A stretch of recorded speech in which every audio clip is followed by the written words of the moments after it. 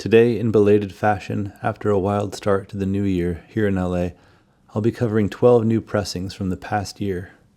I selected a range of genres to give a little more dynamic to my normal content, which typically vacillates between classical and jazz. Hopefully something of interest for everyone. Up first is a box set which came out in the first quarter of 2024 from Numero Group. This is a great label known for their esoteric playlists, their compilation releases, as well as their trend of acquiring licenses of lesser-known indie, emo, and underground music from the 90s and 2000s, and reissuing box sets from certain eras from these artists' catalogs. I have one box set from many years ago in this style from a band called Bedhead. I must say their new releases are much more thoughtful throughout, with the bar of quality being raised on every level. This is the American Analogue set's New Drifters, featuring their first 3 full-length LPs, plus a bonus record of B-sides and demos. It comes with a stunning in-depth booklet featuring scans of the original master tapes, never-before-seen photos of the group, and some deep insight into the group's history. The audio was all remastered and recut, and the jackets are this sort of new trend of tactile finish with a tipped-on backsheet, so sturdy and substantial. If you're unfamiliar with the American Analogue set, they began in Texas, namely Austin, in the mid to late 90s and had a series of releases through the late 00s. They were a largely overlooked group since their first run of releases were on a tiny label with very limited distribution. But they did tour the US and Europe extensively in that time and garnered a solid underground fan base internationally. To me, they're my favorite indie rock band from Texas of all time. I was lucky to see them several times in the early 2000s, including their final show, which I finally recorded on minidisc. I still have this disc but have no way to play it back or capture the audio. One day I'll solve that dilemma. Over my many years of living in Austin, I did become friends with the songwriter, vocalist, and guitar player in the band, Andrew Kinney. For a string of years, my group Balmorhea would borrow American Analogue set's vibraphone for our domestic touring. They were just some of the most kind and generous people you could ever hope to come across. The group disbanded for Kinney to pursue his career as a genetics scientist, a field in which he has a PhD, working in a research facility at the University of Texas. The drummer Mark Smith was also an academic and pursued a doctorate degree, I believe, in Russian literature. Another interesting side note between me and the group is that the drummer's partner was my tax preparer for many years. American Analogue set has recently rekindled their formation. They've played a few shows in Austin, and as of the publishing of this video, have recently performed in San Francisco at the Noise Pop Festival. This music is subdued, clean, and often rhythmically hypnotic. Emphasis on the very staccato drumming with either brush sticks or hot rods. There's often organ or synthesizer pads laying the foundation alongside the deep bass grooves, holding the structure amid the mutely picked Fender Jazz Master from Kinney. The instrumentation is accented on the high end with sparkling vibraphone and usually some auxiliary percussion. This is all wrapped up nicely with the hushed, soft, and gentle singing voice of Kinney. I haven't really heard any other band with this exact recipe. It's wholly captivating and emotional music without being overbearing or heavy-handed. Highly approachable and highly recommended. Eastern Sounds is the next pick. Again, a very early 2024 release. This is a full analog affair from the new OJC series from Kraft. This is the only title from Yusef Lateef I have or really know intimately. This new version has replaced my older OJC version in my collection, which was cut by Phil Delancey. This new reissue features an improved jacket and printing. This remastering by Kevin Gray and repressing done at RTI offers a deeper level of clarity and sharpening of the sonic imaging overall. Wes, the proprietor of Common Wave Hi-Fi in LA, turned me onto this music some years ago, which he claimed was his favorite jazz record of all time. This album also found its way into my playlist last summer when I was an operator and a curator for a few days at the SF MoMA with Devin Turnbull on his Ojas listening room. This was originally released on Prestige in 1961, a Van Gelder recording from Inglewood Cliffs. This music is acutely human and tactile. Lateef couples his flute, oboe, and tenor sax with a Chinese flute called a jun. I think that's how you say it. The ensemble surrounding him consisting of piano, double bass, and drums. The album's opening piece, and my favorite, The Plum Blossom, is truly outstanding. This isn't typical straight-ahead jazz, especially for 1961, and it does veer into a more expansive palette as the title suggests. There's a mysterious air around this music which feels a bit dreamlike. Again, highly recommended. Next is an audiophile classical reissue, which is becoming more rare and rare these days. This is the Lark from Heifetz, from the Impex label out of California. This is a pure all-analog mono cut from a 1-to-1 flat transfer of the original tapes by Bernie Grundman, pressed at RTI. The album was released originally by RCA in 1957 and features the lauded violinist touching pieces from Vitali, Tedesco, and Foire, all recorded in a recital hall in East LA. Another reissue of this was done years ago by the South Korean label Analogue Phonic, which I've not heard, but I'd venture to wager that this Impex release would top it with ease. This isn't my favorite selection of repertoire, but historically it's an impressive title, a masterful performance and capture, and a flawless reissue from Impex. Falling back into the late 90s, this is one of the most seminal albums of my late teenage years. This is the San Diego band 3 Mile Pilot. This was their final release before they disbanded and split to form the Blackheart Procession and Pinback, respectively. This is dark, strange indie rock music that holds some deep nostalgia for me, as it was a soundtrack to my first foray into living on my own and leaving home after high school. The original pressing of this album was on Headhunter Cargo, and features this incredible artwork by the singer and guitarist Paul Jenkins. Apparently, he used whiteout ink on this delicate red Chinese paper. Musically, the group consists of guitar, vocal, drums, and organ and keyboards, with the standout presence of Zach Smith on bass. Zach's style and technique involves playing really high up on the fretboard, employing very melodic and interesting chords and picking, sort of supplanting the typical role of guitar in a rock ensemble for the melodic top end. The lyrical and visual aesthetic is unique here. Some haunting and dreamlike motifs echo throughout, themes and visions of tempestuous seas, fires, the devil, horses, ruins, graveyards, and ghosts. The singing style is a bit crude, but somehow really feels natural and fitting within the music. It's not for everyone, but I fell in love with this when it was released and found some tremendous beauty and emotion within the songwriting. Deep, sorrowful music steeped in loss, longing, and sentiment that isn't overt. There's a subconscious imbuing of these emotions throughout. Here, this 25-year anniversary pressing is done on a small label called Go Home Records. It's a solid hour of music that was recut from the original tapes and pressed on double 180-gram transparent red vinyl at RTI, with this version being sonically far superior to the original pressing. 3 Mile Pilot did reband and start playing music again together, even releasing an album of some new music some years ago, but this title in my mind remains their most sincere and their most fully realized output from across their catalog. From France's legendary Sam Records, here is Shihab with the Danish radio jazz group. This is a stellar reissue I feel didn't get too much fanfare upon its release. This came out again right at the beginning of 2024. I got my copy on pre-order from Elusive Disc. The original release came out in Denmark in 1965 on the Octave label, with this being the first repress in over 20 years.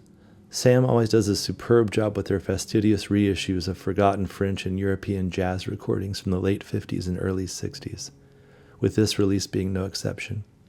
The lacquer cut was done by Kevin Gray, with artwork that is a facsimile of the original design and photography, all housed in this old-style flip-back jacket that Sam is customary of replicating. Shihab is the leader here, primarily playing baritone sax, and is joined by over a dozen instruments ranging from piano, brass, woodwinds, guitar, and percussion. This recording is punchy and alive. It was, as per the cover image, recorded live in an open studio, with all the players gathered around. It's wholly immersive, with all the various instruments enveloping the soundstage. This is another album I played at the SF MoMA listening room last summer. Expansive sound with great range and timbre and dynamics. The highlighted tones of the numerous saxophones are the grounding force throughout the sequence of tracks here. Very approachable and digestible, even for the most casual of jazz fans. On to a classic ECM release. This is the 2024 reissue of Tabula Rasa from the Estonian minimalist master Arvo Pärt. Arvo is a contemporary and still living composer who creates gorgeous and haunting soundscapes, primarily revolving around liturgical-based music, heavily featuring elements of choral, violin, and minimal piano. This recording occurred originally in 1983 between a quartet of locations, Basel and Bonn, Switzerland, and Stuttgart and Berlin, Germany. featuring an opening masterpiece with Keith Jarrett on piano and the virtuosic Gidon Kramer on violin. The title piece, Tabula Rasa, has a Lithuanian chamber orchestra, with Kramer again as the featured soloist. ECM, as some of you may know, is a heralded German label based in Munich, with head producer Manfred Eicher overseeing the catalog. They possess an affinity for experimental jazz, minimal, and chamber music recordings, and adhere to a rigorous and fastidious conviction in their layout and design aesthetics, of which I admire and respect. The music selections here are somber, but all lined with a bright ray of hope throughout. It's quite minimal in nature, but there's a soft intensity, and the overall effect isn't something I'd call easy listening. However, it is very rewarding for those with a patient ear to sit and actively engage with the pieces. Pärt has a ton of music released in various forms and ensembles, but not a great deal available on vinyl. This is one I can stand by as a must-have for fans of this music, ECM, or minimal neoclassical music in any manner. Body and Soul from Billie Holiday. Here, Analogue Productions reissues a 33 RPM cut of this jazz vocal classic from Lady Day. Body and Soul was produced by Norman Granz for Verve and originally released in 1957, just before Billie's classic Songs for Distingué Lovers was released. The music here covers some traditional standards, namely a few pieces from George and Ira Gershwin, with a star-studded cast of players on the session including Ben Webster, Harry Edison, and Barney Kessel, among others. Billie's voice is so natural and laid back. Her honest, sort of heart-on-sleeve approach is so enjoyable, embodying a radiant joy tinged with just a hint of danger in her attack and loose vibrato. This is a true classic release from an artist whose legacy will likely never diminish. Jumping into our release of new music, from Nils Fromm's somewhat new record label Leiter, which I believe is the German word for ladder, this is a magical duet collaboration between the renowned Dutch pianist Joep Beving, whose solo catalog otherwise is entirely on Deutsche Grammophon, and the Berlin-based experimental cello and electronics artist Maarten Vos. This is Vision of Contentment. The beautiful painting on the cover relays a similar mood to the music therein. Stark atmospheres of piano, strings, and manipulated electronics cast small but potent stones into this wide, dark body of water, causing beautiful reverberations and ripples to cascade in all directions. This is minimal music, but fashioned in a multi-layered and multifaceted array, softly moving across the horizon in a brooding and textural nature. The delicate and ornate capturing of the material and production style is nothing short of spellbinding. Like Pärt, this music handsomely rewards a patient listener. This is one of those albums that truly feels like a journey. You start in one place, get picked up, and are carried through specific scenes of a blurred and dreamlike landscape, noticing flashes of brilliance above the grand vistas and shimmering through dark, occluded hollows along the way, emerging at the end having felt like you've really been through something tangible and real. I would suggest listening to this album late at night, with low lights, and letting the journey transcend you from your physical space and time. Now on to my all-time favorite jazz album, Bill Evans Trio and the fabulous Sunday at the Village Vanguard. This reissue, of course, is the recent UHQR double 45 RPM Clarity vinyl, all analog remaster and repress from Analogue Productions. I've spoken at length about this recording and music in previous videos, so I'll refrain from going too in-depth here. But what I will mention again is just how staggering it is to realize when listening to this, especially this version, that this was a live recording. Everything is so clear and present and immediate. I do have the early 2000s AP double 45 cut of this, as well as a 33 Abbey Road all analog cut from Alto and the newer cut from Kevin Gray for OJC, which are all fabulous, but this reissue is indeed the definitive version of this album on vinyl, just for that extra 5 to 10% of clarity, sparkle, and the quietude of the actual vinyl itself on the lead-in grooves and the black spaces between the tracks. The jacket and its texture is nothing short of spectacular, with the music being otherworldly. It literally appears out of this vast space in such an organic and illustrious way.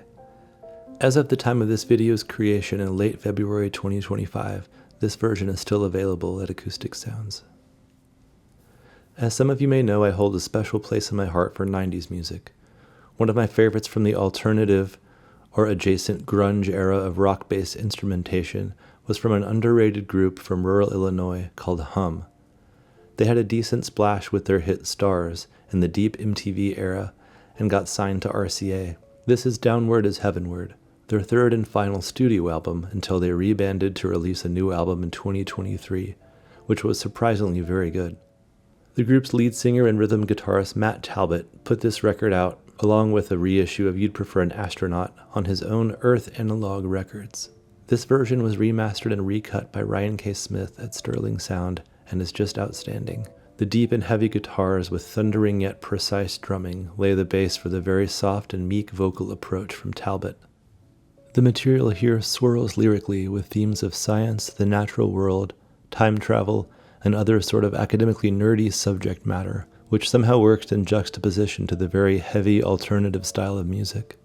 The original release of this album on vinyl was very limited and became astronomical in price in third-party markets, so I'm so happy to have this new and sonically improved version. I did also pick up the You'd Prefer an Astronaut reissue, which compared to my original pressing just outright smokes it in terms of fidelity and clarity of production. Moving into a current zeitgeist of musical energy here in LA is the Jeff Parker Quartet. This is the second volume of a compilation featuring several live improvised performances from a tiny and now defunct bar called the Infield Tennis Academy in the Highland Park neighborhood of LA.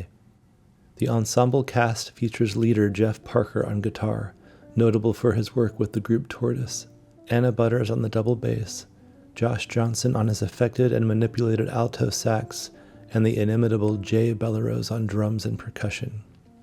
I had the pleasure of seeing this group several times perform over the last year or so, and can honestly say that the energy and spirit of their communication and musical creativity has been some of the most palpable and positively beautiful things I've witnessed in my 30-plus years of seeing live music on a regular basis. Each performer is, of course, a master of their own craft in their own right, but the expressiveness and unhinged creativity of Jay Bellerose is just jaw-dropping. The way these four individuals tastefully craft each piece is the epitome of taste and restraint. No one overplays, no one steps out of place, the synergy is perfect. All of this is capped off with the recording and production and capturing of this music. The engineer is a genius of a man named Bryce Gonzalez. After years of working in commercial studios and building outboard components like compressors and mic preamps under the Highland Dynamics moniker, Bryce has developed a sort of ritualistic practice of doing mobile recordings of live sessions and concerts around LA, with this group namely being the one that he's honed in on as the basis of this operation. He's designed and built a custom mini console that is mixed in real time and summed to a 2-track 1/4-inch Nagra reel-to-reel deck. After hundreds of hours of perfecting all the variables throughout the process, he's alighted on the perfect alchemy to achieve something remarkable. The listener is transplanted into the small back room of this bar, with the group just feet away as they weave their sound waves around and into you. This release is spread out over 2 discs, with a single movement of music on each side of vinyl, and was a co-release between International Anthem and Nonesuch. Also highly recommended is the first volume of this music, Mondays at the Infield Tennis Academy. There's also a recent in-depth interview with Bryce on his engineering process for this music in the most recent issue and online of Tape Op magazine, which I'll link below. The final choice for this list is the music you've been hearing in the background of this video. This is Exin, from the minimal solo pianist from Norway, Otto A. Totland. I had the pleasure of meeting and spending time with Otto in 2008 around his performance in Seattle for the Decibel Fest with his duo ensemble Def Center. We've remained casual friends over that time until the present. Again here on Fromm's Leiter label, this is Totland's 4th studio album of solo piano music. This music holds a strange and comforting nostalgia, as if it were crafted in some older era, or at least it holds to a more traditional core of early music, whilst embodying a very fresh and open-eyed approach to both the production and the general aesthetics of the project. This was co-produced, recorded, and mixed by Fromm himself in his Saal 3 studio in the infamous Funkhaus complex in Berlin. Fromm also did Totland's early recordings in his old Durton studio in the Beving neighborhood of Berlin.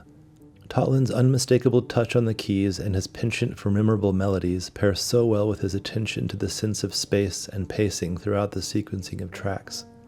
Everything is cohesive and belongs to the same world, with no single piece lingering too long or becoming too overly involved. This succinctness and nimble approach always leaves the listener wanting more and reaching to turn the LP back over for another pass after each listen. This is a limited vinyl pressing, not the easiest to track down in North America, but is available for streaming, and I also highly recommend his trilogy of releases prior to this album. This music will land well for any fans of the newer European school of piano music like Ludovico Einaudi, Dustin O'Halloran, Max Richter, or the early solo piano output of Nils Fromm, though I personally quite prefer Totland's approach and aesthetics above all of those artists I just mentioned. Highly recommended listening. For a list of all these titles and some relevant links, please check the description box below. Thanks again for watching, and we'll see you soon.